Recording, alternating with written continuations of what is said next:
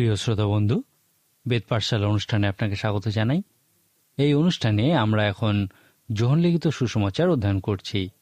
এই সময় আমরা যোহন 4 অধ্যায়ে এসে উপস্থিত হয়েছি, যেখানে যীশু খ্রিস্টের সঙ্গে একজন সমরিয়া স্ত্রীর কথাবার্তার বিবরণ দেওয়া হয়েছে। সাধু যোহন তার সুসমাচারের প্রথম অধ্যায় প্রথম 18 পদে আমাদেরকে বলেছেন যে এই সুসমাচারের বাকি অংশে তিনি আমাদেরকে বলবেন যে যীশু খ্রিস্ট এসেছিলেন, এবং যদি সেই সময় লোকেরা তার প্রতি যথার্থ সাড়া দিয়ে থাকে তাহলে তারা নতুন জন্মলাভ করেছে। 2 অধ্যায়ে সাধু যোহন এই বিষয়টির রূপক চিত্র প্রদর্শন করেছেন। 3 অধ্যায়ে তিনি যীশু খ্রিস্টের সঙ্গে একজন ধর্মগুরু নিকোদিমের কথাবার্তার বিষয়ে বলেছেন। এখন 4 অধ্যায়ে তিনি যীশু খ্রিস্টের সঙ্গে একজন সমরীয় স্ত্রীলোকের কথাবার্তার বিষয়ে বলছেন। এই 2টি অধ্যায়ে সাধু যোহন আমাদেরকে 2জন ভিন্ন মানুষের বিষয়ে বলছেন, যারা যীশু খ্রিস্টের প্রতি যথার্থভাবে সাড়া দিয়েছিল এবং নতুন জন্মলাভ করেছিল। এই 4 অধ্যায়ের শুরুতেই আমরা দেখি যীশু খ্রিস্ট জেরুসালেম ছেড়ে গালিলে চলে গেছিলেন। এই কারণে তাকে সমরিয়ার মধ্যে দিয়ে যেতে হয়েছিল। সেই সময় সমরীয়দের সাথে তিক্ত সম্পর্কের দরুন যিহুদিরা সমরিয়ার মধ্যে দিয়ে যাওয়া পছন্দ করত না। কিন্তু এখানে আমরা দেখি যীশু খ্রিস্ট ওই সমরিয়ার মধ্যে দিয়েই গালিলে গেছিলেন। ইহা খুবই তাৎপর্যপূর্ণ, কারণ ইহার অর্থ হল যীশু খ্রিস্ট তাঁর শিষ্যদের বিদ্বেষের বিষয়ে কিছু শিক্ষা দিতে চেয়েছিলেন। এই অঞ্চলে যেখানে যাকবের কুঁয়ো ছিল, সেখানে পৌঁছানোর পর তিনি শিষ্যদেরকে খাবার আনার জন্য পাঠিয়েছিলেন, কারণ তিনি একা সেই সমরীয় স্ত্রীর সঙ্গে কথা বলতে চেয়েছিলেন। এই সমরীয় স্ত্রীর সঙ্গে যীশু খ্রিস্টের কথোপকথনের মধ্যে দিয়ে আমরা অনেক বিষয় শিখতে পারি। প্রথমত লক্ষ্য করুন, যীশুখ্রিস্ট এই স্ত্রীর সঙ্গে কথা বলার জন্য খুবই উৎসুক ছিলেন, এবং এই কারণে তিনি সেই জাতিগত বিদ্বেষ এবং তার নিজের আরামের বিষয়টিও দূরে সরিয়ে দিয়েছিলেন। অনেক সময় অনেক মানুষই পুরোহিত বা প্রচারকের সঙ্গে সম্পূর্ণ একা কথা বলতে চান। অন্য কারোর উপস্থিতিতেই তারা কথা বলতে পারেন না। সেই সমরিয়া স্ত্রীর সঙ্গে যীশুখ্রিস্টের কথোপকথনে খ্রিস্টের অন্তর্দৃষ্টির বিষয়ে লক্ষ্য করুন। এখানে যীশু খ্রিস্ট প্রকৃতই সেই স্ত্রীর অন্তঃকরণে দৃষ্টিপাত করেছিলেন। সেই দিনটি খুবই গরম ছিল এবং তিনি সেই কূপের কাছে জল খেতে এসেছিলেন। সেই স্ত্রীও জল নিতে এসেছিল। এক্ষেত্রে যেহেতু তিনি কোনো ধর্মগুরুর সঙ্গে কথা বলছিলেন না, সেই জন্য তিনি নতুন জন্ম শব্দটি ব্যবহার করেননি। কিন্তু আমি বিশ্বাস করি যে তিনি সেই ধর্মগুরুকে যা বলেছিলেন, এই স্ত্রীকেও সে একই কথা বলেছিলেন, কিন্তু একটু অন্যভাবে বলেছিলেন। যীশুখ্রিস্ট সেই স্ত্রীর কাছেই নতুন জন্মের বিষয়টি প্রতীক ভাষায় বর্ণনা করেছিলেন, যেন সে তা বুঝতে পারে। যীশুখ্রিস্ট তাকে বলেছিলেন যে সে তৃষ্ণার্ত এবং তাকে এই কূপের কাছে বারবার আসতে হবে যেন তার তৃষ্ণা নিবারিত হয়। এরপর তিনি তাকে বলেছিলেন, কিন্তু আমি যে জল দিব তাহা যে কেহ পান করে তাহার পিপাসা আর কখনো হইবে না। সেই স্ত্রীলোকটি বুঝতে পারেনি যে যীশুখ্রিস্ট তাকে কি বলতে চাইছেন। এরপর লেখা আছে, স্ত্রীলোকটি তাহাকে বলিল, মহাশয়, সেই জল আমাকে দিউন, যেন আমার পিপাসা না পায় এবং জল তুলিবার জন্য এতটা পথ হাঁটিয়া আসিতে না হয়। যীশু তাহাকে বলিলেন, যাও, তোমার স্বামীকে এখানে ডাকিয়া লইয়া আইসো। স্ত্রীলোকটি উত্তর করিয়া তাহাকে কহিল, আমার স্বামী নাই। যীশু তাহাকে বলিলেন, তুমি ভালোই বলিয়াছ যে আমার স্বামী নাই, কেননা তোমার 5টি স্বামী হইয়া গিয়াছে, আর এখন তোমার যে আছে সে তোমার স্বামী নয়, এ কথা সত্য বলিলে। এখন প্রশ্ন হল, যীশুখ্রিস্ট কেন এই প্রসঙ্গ তুলেছিলেন? আজকের দিনের বেশিরভাগ প্রচারকই সেই মহিলার কাছে সুসমাচার প্রচার করত যখন সে বলেছিল, সেই জল আমাকে দিউন। কিন্তু যীশুখ্রিস্ট তাকে বলেছিলেন, তোমার স্বামীকে ডাকো। তিনি এই কথা বলেছিলেন কারণ তিনি সেই স্ত্রীকে অনুতাপের বিষয় বলতে চেয়েছিলেন। অনুতাপ ছাড়া সে কিছুতেই এই জীবন জলের এক ফোঁটাও লাভ করতে পারবে না, যা তার জীবনের জন্য তৃষ্ণা নিবারণ করতে পারে। এখন যদি আপনি যীশুখ্রিস্টের কথোপকথনের কৌশল বা পদ্ধতির বিষয়ে আলোচনা করেন, তাহলে সেখানে দেখবেন যে যীশুখ্রিস্ট খুবই সরাসরি কথাবার্তা বলতেন। এই সময় যীশুখ্রিস্ট সেই স্ত্রীকে তার ঘরোয়া জীবনের বিষয়ে সরাসরি প্রশ্ন করার মধ্যে দিয়ে এই বিষয়ে নিশ্চিতভাবে বুঝিয়ে দিয়েছিলেন যে তিনি তার মঙ্গলই চান। যখন আপনি কোনো মানুষকে এই কথা নিশ্চিতভাবে বুঝাতে পারবেন যে আপনি কোনো শর্ত ছাড়াই তার মঙ্গল চান, তখন আপনি আবিষ্কার করবেন যে সেই ব্যক্তি আপনার সরাসরি কথাবার্তা বুঝতে পারছে। এখানে আমরা যীশুখ্রিস্টকে যে শুধু সরাসরি কথা বলতে দেখি তা নয়, কিন্তু তাকে আমরা নির্দেশ জ্ঞাপক রূপেও দেখি। লক্ষ্য করুন, যীশুখ্রিস্ট একজন প্রকৃত নির্দেশদাতা রূপে সেই স্ত্রীকে কথোপকথনের মধ্যে দিয়ে তার সমস্যার দিকে নিয়ে গিয়েছিলেন, যা প্রকৃতপক্ষে পাপ সংক্রান্ত সমস্যা ছিল। তিনি তাকে সেই সমস্যার সমাধান স্বরূপ সেই জীবন্ত জলের দিকে চালনা দান করেছিলেন। সঠিক সময়ে তিনি তাকে তার মুক্তিদাতার দিকে এগিয়ে দিয়েছিলেন। একটা সময় সেই স্ত্রী বলেছিল, আমি জানি মসীহ আসিতেছেন, যাহাকে খ্রিস্ট বলে। তিনি যখন আসিবেন তখন আমাদিওকে সকলেই জ্ঞাত করিবেন। যীশুখ্রিস্ট বলেছিলেন, আমি তিনি। আমি প্রকৃতই আশ্চর্য হয়ে যাই যে কিছু মানুষ বলেন যীশুখ্রিস্ট কখনোই নিজেকে মসীহ রূপে দাবি করেননি। এখানে সেই স্ত্রীর সঙ্গে কথাবার্তায় আমরা দেখি যীশুখ্রিস্ট নিজেকে মসীহ বলছেন। তিনি তাকে আরও বলেছিলেন, তুমি যদি জানিতে ঈশ্বরের দান কি, আর কে তোমাকে বলিতেছেন আমাকে পান করিবার জল দাও, তবে তাঁহারই নিকট তুমি যাচনা করিতে এবং তিনি তোমাকে জীবন্ত জল দিতেন। যখন আপনি ঈশ্বরের সঙ্গে কথা বলেন তখন আপনি তার কাছে কি চান? যখন প্রকৃতই আপনি মনে করেন যে আপনি ঈশ্বরের সঙ্গে কথা বলছেন, তখন তার কাছে আপনার কি চাওয়া উচিত? যীশুখ্রিস্ট সেই স্ত্রীকে বলেছেন যে তিনিই হচ্ছেন মুক্তিদাতা, এবং যদি সে তা জানত তাহলে তার কাছে অনন্ত জীবন যাচনা করত। এরপর যখন সেই স্ত্রীর ঘরোয়া জীবনের কথা বলেছিলেন, তিনি তার পাপের দিকে আঙ্গুল দিয়ে দেখিয়ে দিয়েছিলেন যে তার অনুতাপ প্রয়োজন। তখন সেই স্ত্রী অন্য সকলের মতোই এক্ষেত্রে একটা ঈশ্বরতাত্ত্বিক বাধা সৃষ্টি করতে চেয়েছিল। সে বলেছিল, আমাদের পিতৃপুরুষেরা এই পর্বতে ভজনা করিতেন, কিন্তু আপনারা বলিয়া থাকেন যে স্থানে ভজনা করা উচিত সেই স্থানটি জেরুসালেমেই আছে। আপনি কি কখনো এইরকম মানুষের দেখা পেয়েছেন যারা নিজেদের পাপের বিষয় চাপা দেওয়ার জন্য এই ধরনের বিষয়ের উত্থাপন করে? যখন সেই স্ত্রী ইহা করেছিল, লক্ষ্য করুন, যীশুখ্রিস্ট তাকে তৎকালীন ধর্মীয় সংকীর্ণতার বাইরে নিয়ে গিয়ে বলেছিলেন, ঈশ্বর আত্মা, আর যাহারা তাহার ভজনা করে তাহাদিওকে আত্মায় ও সত্যে ভজনা করিতে হইবে। অর্থাৎ কোনো বিশেষ জায়গায় নয়, কিন্তু যে কোনো জায়গাতেই আত্মায় ও সত্যে ঈশ্বরের আরাধনা করা যায়। এরপর যখন সেই স্ত্রী পরিবর্তিত হয়েছিল বা নতুন জন্ম লাভ করেছিল, যীশুখ্রিস্ট তাকে তার কাজের দিকে চালনা দিয়েছিলেন। এই কথোপকথনের বিষয়ে একটা বিশেষ আকর্ষণীয় জিনিস এখানে প্রতীক ভাষায় বর্ণনা করা হয়েছে। আমি আগেই বলেছিলাম যে এই সুসমাচার অধ্যয়নের সময় আমাদেরকে গভীর অর্থের সন্ধান করতে হবে। আমার বিশ্বাস সাধু জন এখানে সেই স্ত্রীর জলের পাত্রের ক্ষেত্রে কোনো রূপক অর্থ ব্যবহার করেছেন। এখানে তার কলসিটিকে আমরা তার তৃষ্ণার প্রতীক বলতে পারি। তার 5টি স্বামী ছিল এবং এখন সেই যে ব্যক্তির সঙ্গে আছে সে তার স্বামী নয়। এই বিষয়টা তার তৃষ্ণার একটা গভীর অর্থ প্রকাশ করে।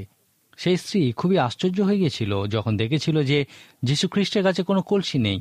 যদি এই কলসি প্রকৃত এই তৃষ্ণার প্রতীক হয়ে থাকে, তাহলে বলা যায় যে যীশুখ্রিস্টের কোনো তৃষ্ণা ছিল না, তার কোনো বিষয়ের কোনো প্রয়োজনীয়তা ছিল না। এরপর আমরা সুন্দর 2টি পদ দেখি যেখানে লেখা আছে, তখন সে স্ত্রীলোকটি আপন কলসি ফেলিয়া রাখিয়া নগরে গেল, আর লোকদিওকে কহিল, আইসো, একটি মানুষকে দেখো, আমি যাহা কিছু করিয়াছি তিনি সকলেই আমাকে বলিয়া দিলেন, তিনি কি সেই খ্রিস্ট নহেন? এরপর আমরা দেখি লোকেরা নগর থেকে বেরিয়ে যীশুখ্রিস্টের কাছে এসে তার বাক্য শুনতে শুরু করেছিল, কারণ তারা ওই স্ত্রীর কথায় বিশ্বাস করেছিল। পরে আমরা দেখি তারা বলেছিল, এখন যে আমরা বিশ্বাস করিতেছি সে আর তোমার কথা প্রযুক্ত নয়, কেননা আমরা আপনারা শুনিয়াছি ও জানিতে পারিয়াছি যে ইনি সত্যই জগতের ত্রাণকর্তা। এখানে সাধুজন আবার আমাদেরকে সেই কথা বলেছেন যা তিনি আমাদেরকে বলবেন বলেছিলেন। মানুষ যখন যীশুখ্রিস্টের প্রতি যথার্থভাবে সাড়া দিয়েছিল, তারা নতুন জন্ম লাভ করেছিল। এই অধ্যায়ে আমরা সেই স্ত্রীকে এবং সমরিয়ার লোকেদেরকে নতুন জন্ম লাভ করতে দেখি। এই ঘটনাটি আমাদের জীবনের সবথেকে বড় 2টি অভিজ্ঞতার কথা বলে।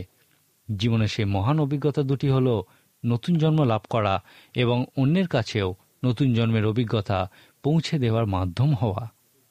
যীশুখ্রিস্ট এই বিষয়টাই সেই স্ত্রীকে ব্যাখ্যা করে বলেছিলেন, আমি যে জল দিব তাহা যে কেহ পান করে তাহার পিপাসার কখনো হইবে না, বরং আমি তাহাকে যে জল দিব তাহা তাহার অন্তরে এমন জলের ঋণী হইবে যাহা অনন্ত জীবন পর্যন্ত উথলিয়া উঠিবে। এই স্ত্রী নতুন জন্ম লাভ করার পর সমস্ত সমরিয়া মানুষের কাছে খ্রিস্টকে পৌঁছে দেওয়ার কাজ শুরু করেছিলেন। এই সমস্ত কথোপকথন থেকে সেই প্রশ্নটি দেখুন যে এখানে যীশুখ্রিস্ট কে? এখানে যীশুখ্রিস্ট হলেন জীবন জল, যা পান করার পর আপনার আর কখনো পিপাসা পাবে না, এবং আপনার মধ্যে দিয়ে আরও অনেকের পিপাসা নিবারণ হবে। মানুষের জীবনের এই বুনিয়াদী প্রয়োজন জীবন জলরূপী যীশু খ্রিস্টকে পান করার মধ্যে দিয়ে আপনি নিবারণ করতে পারেন। যীশু খ্রিস্টের মধ্যে দিয়ে আমরা জীবনের দুটি মহানতম অভিজ্ঞতা লাভ করতে পারি। আমরা নতুন জন্ম লাভ করতে পারি এবং আমাদের মাধ্যমে আরও অনেকে নতুন জন্মের অভিজ্ঞতা লাভ করতে পারে।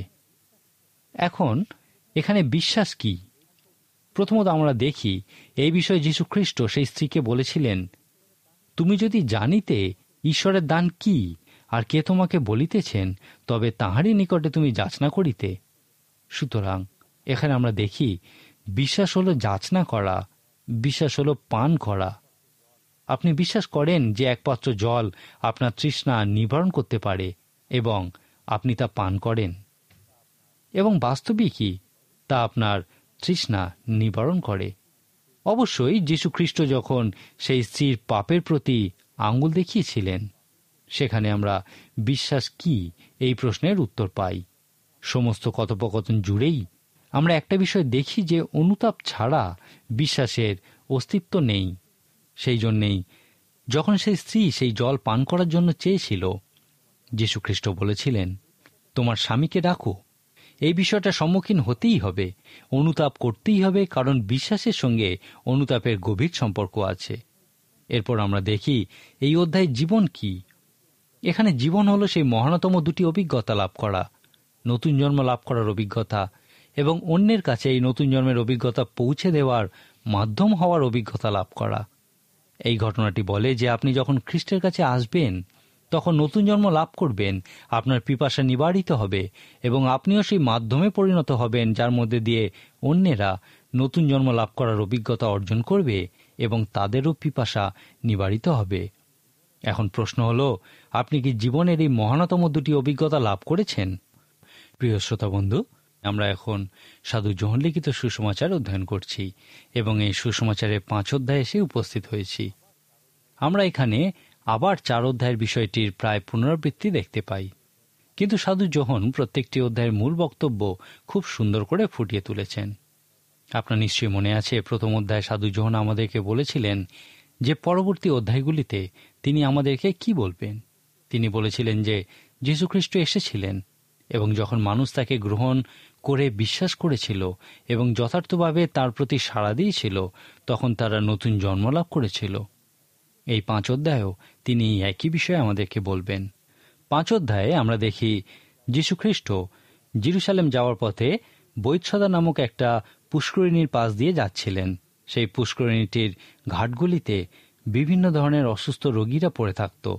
সমস্ত ধর্মগুরুরা সেই জেরুজালেম মন্দিরে যাওয়ার জন্য এই পুষ্করিণীর পাশ দিয়ে সমস্ত অসহায় মানুষগুলির মধ্যে দিয়েই চলে যেত।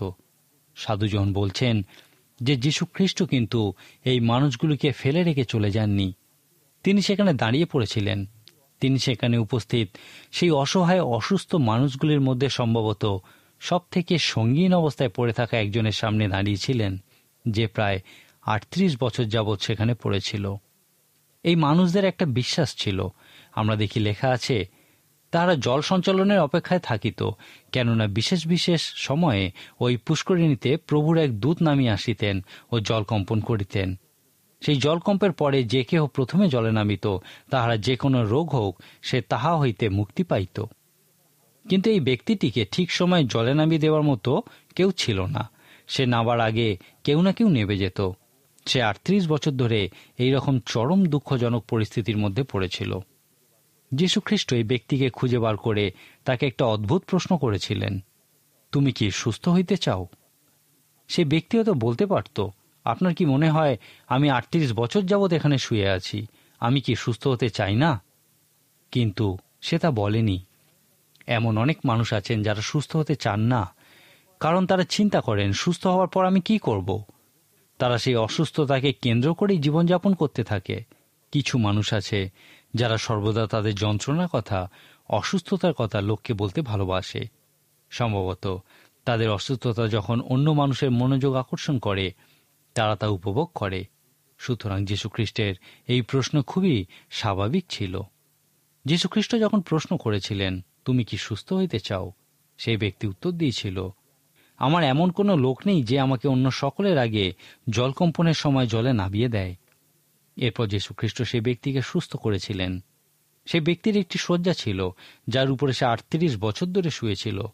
সেই সময় বিশ্রামবারে যিহুদিরা কোনো কিছুই বহন করত না, কিন্তু যীশুখ্রিস্ট তাকে বলেছিলেন, উঠো, তোমার খাট তুলিয়া লইয়া চলিয়া বেড়াও।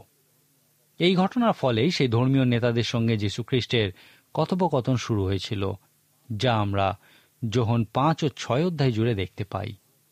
এরপর কিছু সময়ের জন্য এই কথাবার্তা বন্ধ হলেও 7 ও 8 অধ্যায়েও আমরা এই কথোপকথনের বিষয় দেখতে পাই। এই বিরোধপূর্ণ কথাবার্তা শুরু হয়েছিল কারণ যীশুখ্রিস্ট সেই ব্যক্তিকে বিশ্রামবারে তার শয্যা তুলে নিয়ে চলে যেতে বলেছিলেন। প্রকৃত ঘটনা হল, এই ব্যক্তি 38 বছর যাবৎ রোগশয্যায় শায়িত ছিল, কিন্তু এই ধর্মীয় নেতাদের তার প্রতি কোনো সহানুভূতিই ছিল না। তারা এই ব্যক্তির সুস্থতার প্রশংসা করে বলতেই পারত যে ইহা প্রকৃতই চমৎকার একটি ঘটনা, কিন্তু তারা তা বলেনি। তারা সেই ব্যক্তিকে বলেছিল, আজ বিশ্রামবার, খাট বহন করা তোমার পক্ষে বিধেয় নয়। তারা সেই অলৌকিক কাজটি দেখতে চায়নি, কারণ তারা প্রথাগত বিধি বা নিয়মের উপরই জোর দিয়েছিল। তারা জানতে চেয়েছিল, সেই ব্যক্তি কে যে তোমাকে বলিয়াছে, খাট তুলিয়া লইয়া চলিয়া বেড়াও। এই ঘটনার পরিপ্রেক্ষিতেই সেই ধর্মীয় নেতাদের সঙ্গে যীশুখ্রিস্টের বিরোধপূর্ণ কথাবার্তা শুরু হয়েছিল।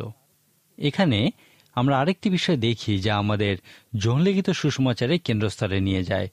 আপনার নিশ্চয়ই মনে আছে, সাধু যোহন তার সুসমাচারের একদম শেষের দিকে আমাদেরকে এই সুসমাচার লেখার উদ্দেশ্যের বিষয় বলেছেন, যেন আমরা নিশ্চিত হই যে যিশুই হলেন খ্রিস্ট, ঈশ্বরের পুত্র।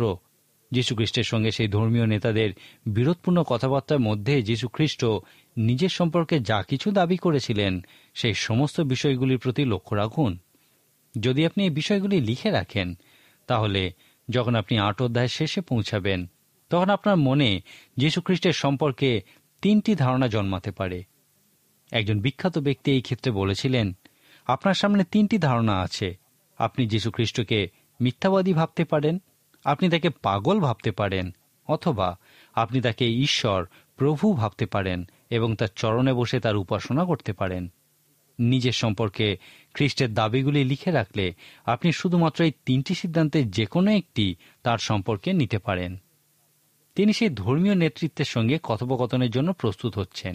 তিনি নিজের সম্পর্কে দাবি করার জন্য প্রস্তুতি এই অলৌকিক ঘটনার মধ্যে দিয়েই শুরু করেছেন।